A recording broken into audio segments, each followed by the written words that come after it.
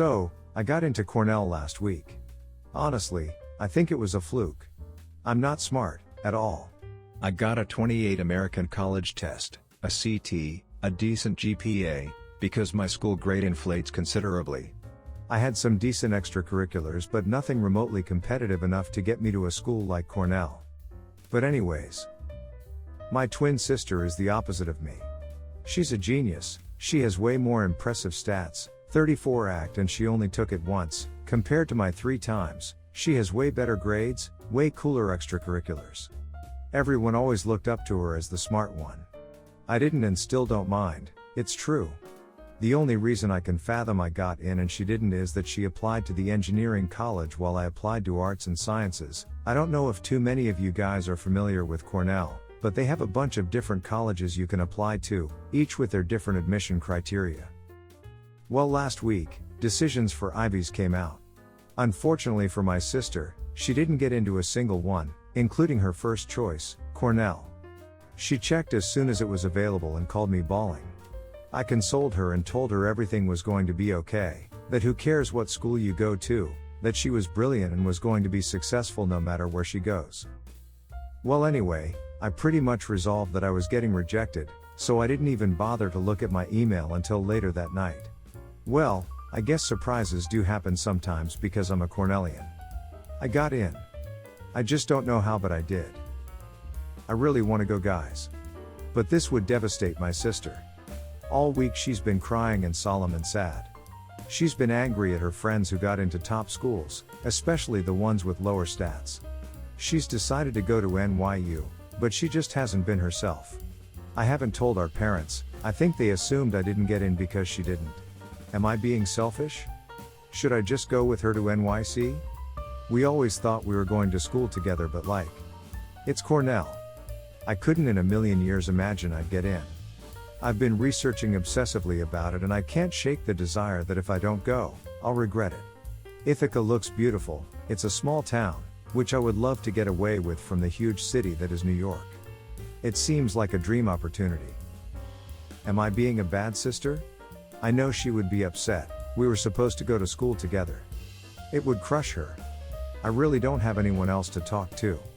Especially considering how much harder she's worked compared to me. No idiots here. As a twin, I understand it can be hard to separate from your sister and see her hurt. But ultimately, you have to make the best choices for yourself. You guys will still have each other and can still be close. Tell her. See how she reacts, and see how she would feel. Ask for her permission.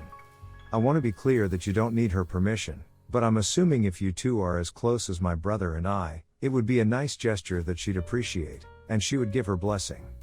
Congrats on your acceptance. Not the idiot. From the way you were talking I could tell that your sister was the favorite before you even said it. It sounds like you have a much lower opinion of yourself than you deserve because your parents are idiots and have drilled it into your brain that your sister is better than you. Take the opportunity and go to Cornell. You'll still get to see your sister from time to time and she will still be there in 4 years. No idiots here. Family is always most important for me. I'd choose to go to NYU if I were in your shoes, but your choice is ultimately your own and I wouldn't blame you for wanting to stick with Cornell. For me, life resides a lot with my family, and seeing them happy ultimately brings me happiness too. I feel like I'd have a funnier time, especially with a sibling I look up to so highly being by my side through the whole thing. Cornell is prestigious though, so there's no judgment for wanting to stick there. Big opportunities there. Update, I decided to tell my sister. Well, she started screaming from excitement and got, not actually, mad that how couldn't I tell her earlier and she's so proud of me. But seconds later, her excitement just turned to sadness. She went from super giddy to depressed in like seconds, and she started bawling. Like uncontrollably bawling. I tried to comfort her but she pushed me away and locked herself in our room. I'm going to give her some alone time right now and we can talk more about it later. So my sister sent me a text. It said, I'm sorry for how I reacted, please don't be mad. I'm so happy for you and your accomplishments. It's just that after I got rejected, I at least had the consolation that I get to go to school with you and we can go together. But now you're going to be where I wanted to be and I'm just so sad. I worked so hard and did everything I could to go to the best school I can, and I just feel like all my hard work was just wasted effort. I'm sorry I'm ranting, I just need more time. I'm not going to lie guys, when I read this, I cried. A lot of you are saying that I obviously have to have attributes that made me desirable, but I really don't. I don't deserve my acceptance.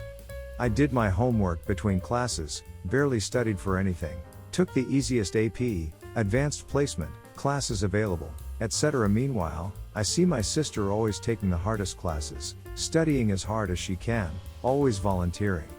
She deserves it, not me, and seeing her so hurt pains me.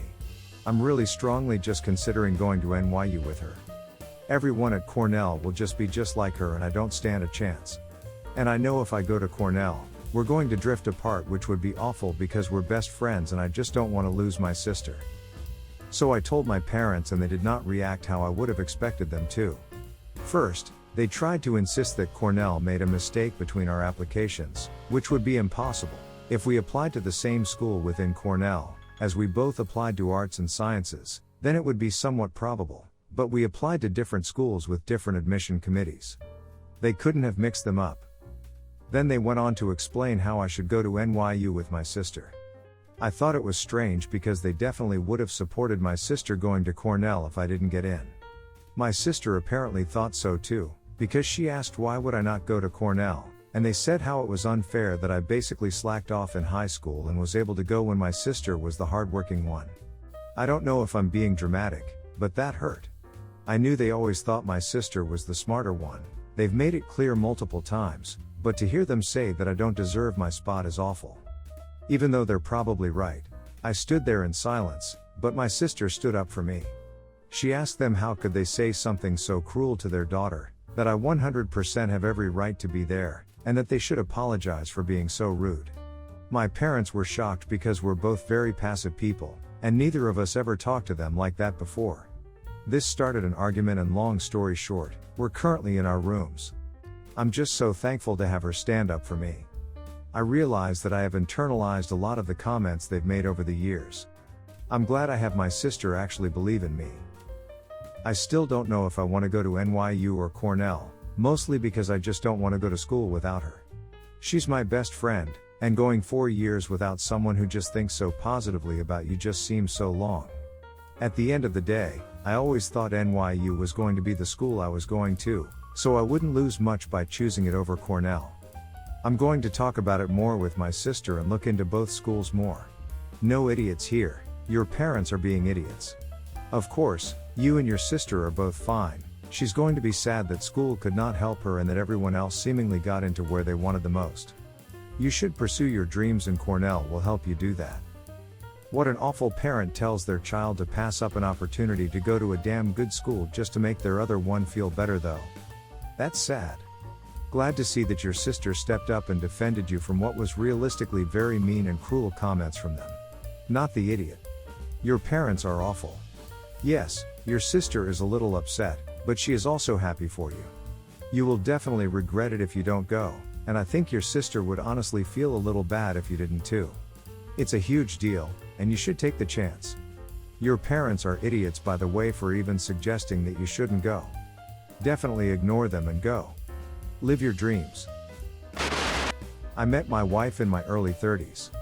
She was in her mid-20s at the time. I was already well established and had made a significant amount of money working as a quant and investing my savings diligently. She on the other hand had never gone to college and was content working for basically minimum wage. So when I meet her we click instantly and I fall head over heels for her. We get married and move in together, and soon after having 3 kids. When we were expecting our firstborn she had told me she wanted to be a stay-at-home mom. Obviously, I was jealous but I went along with it since it seemed logical. So she spends the next 20 plus years as a stay-at-home mom taking care of our kids while I work 12-hour days and then some. I'm not demeaning stay-at-home moms by the way, but in the context of our marriage, she had an extremely easygoing lifestyle. A couple of years ago I discovered she had been cheating on me with her friend's husband. Divorce obviously followed. The only major asset we had in the US was our house, which was a premarital asset. We had a shared bank account, but since I am a finance guy I handled all our investments, and for tax, Reasons invested it abroad in my home country. Now if we had just grown apart, or she said she was unhappy, I'd have no problem paying what's fair. But the fact she cheated on me is what makes me resent paying her a cent. So in the divorce, she is awarded half of our investments made during the marriage, greater than 90% of which are abroad in my name, along with alimony for 20 years for 30% of my pay. So here I am given an opportunity to get out of this entirely by moving back to my home country and never looking back. So I sell our house as fast as possible, move the money abroad, and move back to my home country while stringing her along with about why it's taking so long to liquidate our savings. Once abroad, I immediately stop alimony payments. Now she has no legal recourse, I've double-checked with lawyers, and is left with her share of the small amount we had in the States. My son is on my side 100%, while my daughters are 90% on their mother's side. You are the idiot. Honestly, the nuts and bolts of how your marriage ended are irrelevant. Whether she cheated, she lost the loving feeling, you two had irreconcilable differences, you grew apart, etc., etc. She was your wife for 20 years and raised your kids, regardless of the circumstances of its eventual conclusion. Now, fueled by, understandable, spite, you're going to exile yourself abroad, away from the country where your children live so you can sit on your money. That's stupid behavior. Not the idiot. I've personally never understood why a woman, or man in rare cases, should get alimony at all. Why aren't they able to work after the divorce and make their own money? Why is the court enabling them to lazy, dependent leeches allowed to steal someone else's money? You are absolutely right in screwing her over. She was lazy from the start and absolutely deserves to get nothing. Everyone's the idiot here. She's super idiot for cheating, I understand not wanting to pay her. But was she a diligent stay-at-home mom? Did she hold up that end of the bargain? If she stayed home with the kids for years, she lost a lot of time that, if she had been out in the workforce, would have resulted in her advancing her career. If she was a good mother to your kids and held up that part of the deal, you should pay her some alimony. So about a year ago, these 3 gallons moved into an apartment in our building. We actually moved from that unit to another in the same building. They ended up pushing their move-in date a week earlier, and bringing their parents to make demands on their behalf, but were generally polite despite requiring we suddenly clean up a week early for them. Since then, they've taken to ignoring us on the street. We've all just tried to be neighborly, but have since given up wasting time on it. The building is in a more expensive part of town, quite unique, and the rent is incredibly low. So it is what it is has become the motto for this dilapidated gem. Now, about the note. It's their first apartment. They've had issues with taking out the trash for nearly their entire time here. While there are cans on the roof, most of us just go ahead and take our trash down to the dumpster. The place is owned by an older couple, and having the husband drag our trash all the way downstairs is something we and other tenants would prefer to avoid. Besides, there's much more important work to be done around the place. But these gals can't even be bothered to bring their trash outside. They just let it pile up outside their door, inside the building, and the stink begins to fester.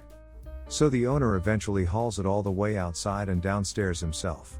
I found him doing this one day, fumed over it for the night, and we wrote a note the next morning. It read, "Look, leaving your garbage up here is trashy. Leaving it up here to rot and stink up the building is disgusting. But making it such a problem that other people have to take care of it is shameful. Get your garbage together, ladies. Sincerely, who cares, take care of your garbage." I feel kind of bad. The wording was strong. But the trash is gone. Everyone's the idiot here. The girls were being disrespectful about their garbage, perhaps unknowingly. They also seemed to be generally disrespectful. That's not pleasant in a neighbor. But wow, that was an over-the-top letter that didn't even contain all the pertinent information that you gave us. Maybe you could have mentioned where the trash goes and why you don't rely on the landlord to do it. Or maybe you could have complained to the landlord and let him handle it since it is his job to handle such matters. Not the idiot. Harshly worded, yes, but they needed to be told. Some people in apartments don't realize that negative behavior can impact the entire building, usually first-timers who've moved in from a house. I've had similar tellings off in my first time living in a shared building, and I've also done the telling off. It's the circle of life, man. We need to pass our wisdom on. Some people only get it when they're told in a certain way. You should learn to escalate. You went from saying nothing to swearing at them. How about first writing, please don't leave your trash in the building, it needs to be taken outside, and if they ignore it, then step it up a notch. You don't like them letting their trash fester? Don't let your resentment fester until it comes out like that. Talk to people earlier. If they don't listen, you can always get more angry and profane, but why start out that way? You have nowhere to go.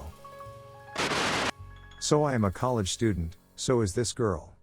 We met on Tinder and have been talking for a month or so. She said she didn't have an Instagram but did use Snap. Anyway, fast forward to just a few hours ago, we met for the first time. We were both looking for a relationship. She is beautiful, smart, and charismatic. She had a very nice body too, although in some of her photos she had a weird line down her abdomen that I figured was inappropriate to ask about as I only knew her for a month. So, we had plans for dinner tonight at a local diner. I got there before her and went to a table. About 5 minutes later she comes. I was confused as I could almost 100% guarantee it was her, but was like, it can't be because this woman has a child. Then, she comes up and says, "Jack? Hey. It's Melissa." I kind of nervously said hey. In a confused way. At first, I figured maybe she was babysitting or this was her unmentioned brother and thought, wow, she really is into me for still keeping our date. I don't mind kids as I am an elementary education major. Nope. She said, "This is Mike, he's my son." I was shocked. I just looked at her and she said, "Yay, he's my bundle of joy." Had him at 18, I said, "Are you serious?" And she was like, "Yay. But it's no big deal, if I put him on his iPad he won't make a fuss, and, by the way, sorry for never mentioning him. Sometimes things get hectic in my life." I just stood up, looked at her, and said, "I'm sorry, I don't think this will work out." She was like, "Oh, but I really like you," and I just said I'm sorry and left. Now, part of me feels bad because I have never done that to a girl and tried to hold respect for them, but I felt, totally, 1. Lied to. 2. Betrayed, in a weird sense. I wanted to start my own family someday with a woman who hasn't had kids. Obviously, if I was in my late 30s or 40s I would expect it, but I am just a college junior. Plus, I don't want to take on a father responsibility should our relationship get serious over the next 2-3 years. Not the idiot, who brings their kid on a first date. I agree that she should have told you about him. Life was too hectic to mention in your Tinder messaging that she had a kid? I find that hard to believe. It sounds more like she was trying to keep that secret until the date. I get that it's probably hard to find people willing to date you if you have a kiddo at 20 because most people in their early 20s aren't looking for that in a relationship, but that's something she needs to accept and it should be mentioned so that she can find someone who is okay with it and not waste the time of those who aren't. Everyone's the idiot here. OP could have just had the date. Eat some dinner and explain what bothers you about the situation. I mean, she should have mentioned it, but she didn't avoid this exact situation out of fear. It is for sure tough for her. She's young and made a mistake that isn't going to go away. It doesn't absolve her of the idiot designation, but it does make him a bit of an idiot for not simply spending an evening with her. Everyone's the idiot here. She should have told you that she had a child instead of springing him on you. It seems like she knew you might not be okay with it and was hoping you would just accept there was no way out once you got there. But also, you were the idiot by how you handled it and just left with little explanation. Maybe explaining to her that you weren't ready to be a father figure would have been nicer. I would personally be upset. It'd be hard to find a way to share something this big and maybe she couldn't figure out how to say it. Again, in my opinion, I'm not an expert.